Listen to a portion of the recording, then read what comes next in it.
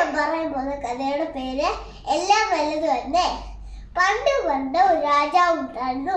രാജാവിന് ബുദ്ധിമാനായ ഒരു മന്ത്രി ഉണ്ടായിരുന്നു. രാജാവിന് നായാട്ട് ഇഷ്ടമുള്ള വിനോദമായിരുന്നു.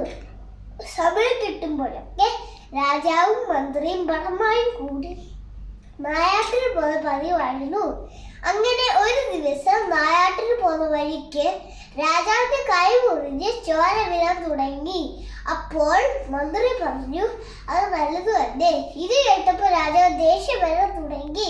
എന്റെ കൈ മുറിഞ്ഞ് ചോര വീഴുമ്പോഴാണോ എല്ലാം നല്ലത് തന്നെ എന്ന് പറയുന്നത്? ഈ മന്ത്രിയെ കൊണ്ട് തടവിലാക്കൂ എന്ന് രാജ ആജ്ഞാപിച്ചു. ഉടൻ തന്നെ രാജാവിന്റെ ഭടന്മാർ മന്ത്രിയെ ജയിലിലടച്ചു. രാജാവ് നായാട്ട് തുടർന്നു. പെട്ടെന്ന് ഒരു സിംഹം രാജാവിന്റെ ഭടന്മാർ 4 പാടും ഓടി.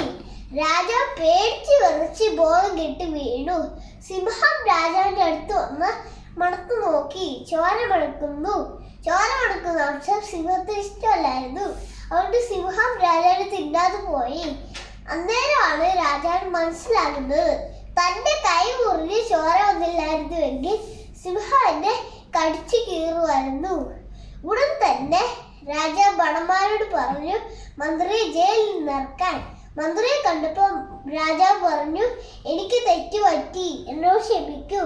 എന്റെ കൈ മുറിഞ്ഞ് ചോര വന്നില്ലായിരുന്നു എങ്കിൽ സിംഹം എന്നെ കടിച്ചു കീറുമായിരുന്നു.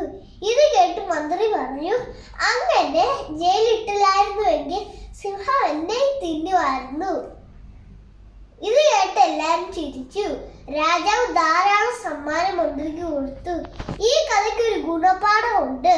നമ്മുടെ ജീവിതത്തിൽ എന്തു സംഭവിച്ചാലും അത് നല്ലതിനു വേണ്ടി. എല്ലാം നല്ലത് തന്നെ. നന്ദി.